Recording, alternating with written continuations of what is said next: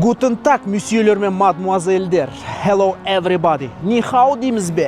Бүгінгі шолуда X5, бірақ BMW емес. Арзан бағада заманауи озық технологиялы кроссовер алдым деп қуанып жүрсің бе, ботам? Асықпа, бұл теріс драйвна.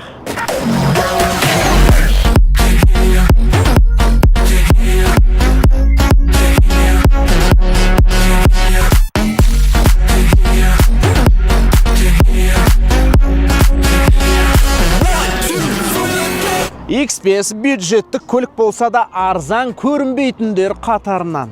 Без первоначалки, рассрочкаға алып болды. Лакшери міндім деп ойлап жүрме. Құны кобальтпен бірде екен дүйім жұртқа мәлім. Модель 2020 жылы Ошан сауда маркасымен дебют алған. Қытайлар сондай. Жаңа бренд аша салат, сауда жүрмесе жаба салат.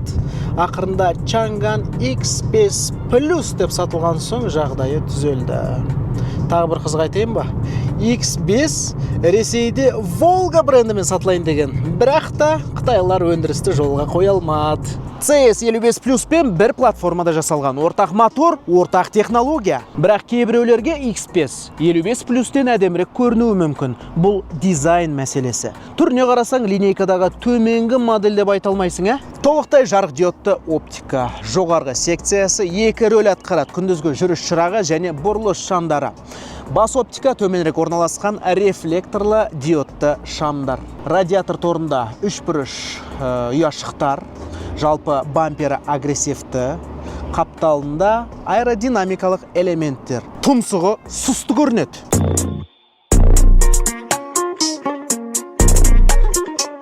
Бұл көлікті сатып алғанда мынаған дайын болуың керек. D-ға салып алға жүретін кезде 1 секунд, R-ға салып артқа жүретін кезде 2 секунд күтуге тура келеді. Ұзындығы 4540, ені 1860, биіктігі 1590 мм. Тиго 7 Pro сияқты ғой. Төбесінің артқы стойкасы алас екен байқадыңыз ба? Көлікке динамика беретін силуэт. Форм-факторы кросс-купе деп аталады. Көтені мүжірейіп қалғандай, спорттық тематика мұнда да жалғасады.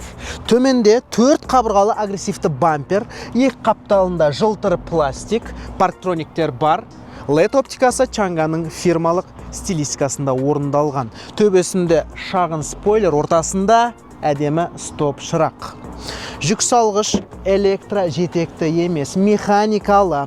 Жүк салғыш көлемі шамамен 450 литр. Нақты ақпарат жоқ, бірақ ішкі сезім, ішкі жан дүнием шамамен 450 деп тұр.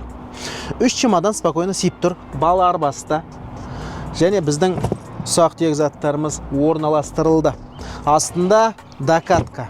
Орындықтың матамен қапталғаны жақсы. Өйткені X5 Plus-тың төменгі жиынтығында орындық суыту және жылыту жүйесі жоқ. Максималкада былғары салон ғой.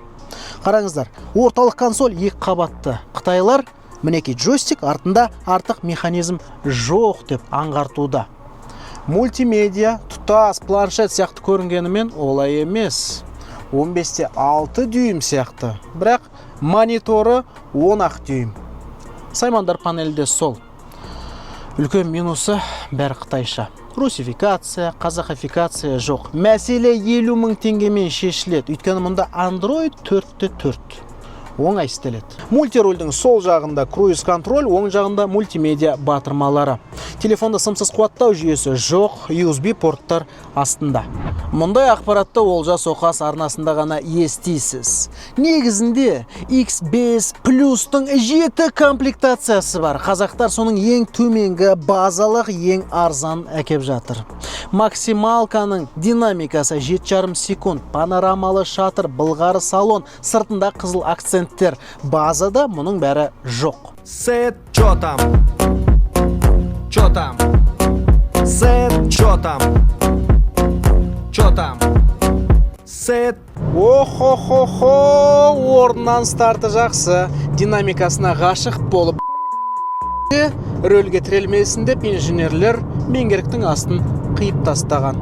Бірақ та аспасы ағаш қой. Әрбір қиыршық тасты көтініңдегі индикатормен сезіп отырасың. Зауыттан орнатылатын Шаояң шинасы подвесканы сәл жұмсартты, ол болмағанда мүлдем тақтан.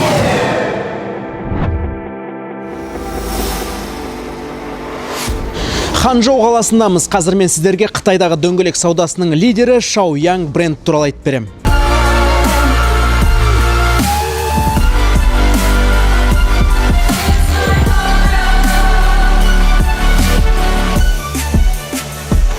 Достары, J-Tour, A-Moda, XC, JQ деген череге кіреді ғой. Сол сияқты ZC Rubber аналық компания, оның бас бренді Шаояң, сондай-ақ Westlake, Goodride сияқты атақты маркалары бар.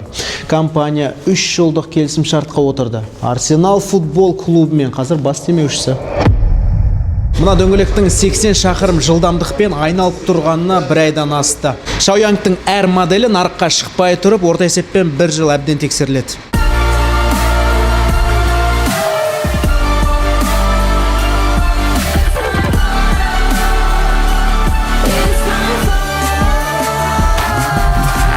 Шаояң Tires 120-дан астам мемлекетте еркін сатылып жатыр, оның ішінде Қазақстанда бар. Компания сапа мен баға тепе-теңдігін жақсы ұстағандықтан танымалдығы артып келеді. Shaolin мастерде Шаояң таңдайды. Шина сатып алды, көлік ұтып ал. Туруан компаниясы шынайы отыз ойын өткізеді. Монзаға шолу түсірдік қой.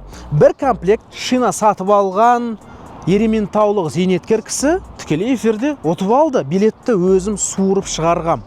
Мынау менде дәл солай. X5 ұтып алғың келсе, Шаояңтың бір комплект шинасын сатып ал. Одан басқа да құнды сыйлықтар бар. Мұндай шансты өткізуге болмайды досым. Бәлет, капот не деген ауыры. Дыбыс изоляциясын көріп тұрмын. Бір жақсы мотор бізге әбден таныс. 181 ат күшіне қуатталған Blue-Core отбасының турбо палтарашкасы. Бір оталған соң, жоғары оборотта ең ұзақ мерзім жұмыс істеу бойынша Гиннес рекордтар кітабына енген қозғалтқыш қой. Бір қоздырсаң, талмайды дейді. Әрине алдыңғы жетек 8,5 миллион теңгеге кім саған толық жетек бере қояды, жаным ау. Динамикасы жақсы, 100-ге жылдамдығы 8 секунд. 4 цилиндр тікелей бүрку. Берліс қорабы 7 сатылы, 2 дымқыл ілінісуі бар робот. Бұл компоновка бізге әбден таныс. Моторды жылдамырақ өлтірем десең 92 құя бер, жаның ашса 95 ішкізгенің абзал. X5 плюс иелері пікір жазыңыздар. Сіздердің машинада шөптің иісі шыға ма? Маған солай сезілді. Тағы бір теория бар. Мына арзан пластик спецификалы анашаның иісін шығаруы мүмкін. Дыбыс изоляциясы Чанганның осал тұсы. Сол үшін жігіттер жаңа көлік ала салып шумка жасауға жүгіреді. Сырттан дыбыс әжептәуір кіріп жатыр. Арқадан дөңгелек естіледі. X5 плюстың есігі картоннан жасалғандай. Кейде жанында отырған адам түгілі өз ойларыңды ести алмай қаласың, қашамай. Классика бойынша алдыңғы аспасы Макферсон, артында торсионды балка. Дискілерін қарасаңыздар. Базаның өзінде қараланған 10 спицалы әдемі дискілер. Екінші қатар кең, аяққа орын көп. Алдыңғы орындықтары спорттық стильде. Комфорттан мұнда бір USB Type A. Тіпті шынтақ тіреуіш жоқ. Қапталдық әйнектері жіңішке болғандықтан көп нәрсе көре алмайсың. Ал бой аласа балалар Чанганның қатты пластигімен жақсы таныса алады. Трансмиссия туннелі төмен. Бірақ 8,5 миллион теңгеге нормально ғой. Жүріс кезіндегі салондағы эргономика мен комфорт жайында. Мына орындығына батып кетеді екенсің. Рычагпен ең жоғарғы позицияға қойғаның өзінде көрініс нашар. Неге екен білесіз бе? Өйткені капоттың ортасы өркештей томпайып тұр. Қарсы ұшта клиренсі биік. Бордюрға тимейді, бірақ та шұңқырды көрмей қалуың мүмкін. Қапталдық айналары жоян. Жаныңдағы машиналарды ғана емес, Қытайдың жарқын болашағын көрсетеді. 2024 жылы көршілес елде X5 плюстың 60 мың данасы сатылды. Қытай үшін түк емес. Шанхайдан 1000 шақырым жерде орналасқан ауылдың поликлиникасына баратын Қытай кемпірлер саны одан көп шығар. Брендтің күші қандай, Чанган Қазақстанда және Қытайда танымал. Чанган X5 Plus болып сатыла бастағалы ай сайын 8-9-10 мың данасы өтіп жатыр. Айтпақшы, бұл көлік қорғаста алым салықсыз қанша тұратынын білгіңіз келсе, мына сілтемеге басып колесадағы видеоны қараңыздар. Отвечаю, ұнайды. Бұл Қазақстандағы ең танымал седанға альтернатива.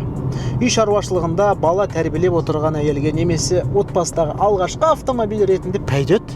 Аңдаймын Атыраудың арасын, алып жатқан жерлердің қазағымның батырлары бәрін билеген. Бәрін билеген. Бәрін билеген. Ошем қорытынды мынандайына. Чанган X5 Plus гарантиясы жоқ, өзіндік минустары бар стильді қалалық кроссовер. 8,5 миллион теңгеге бұндай көлікті таппайсың. Видеодан ой түйіп нәтиже шығаратын өздеріңіз. Арнаға тіркеліп лайк басуды және пікір жазуды ұмытпайық достар. Амандықта жүздескенше, бұл Теріс Драйв.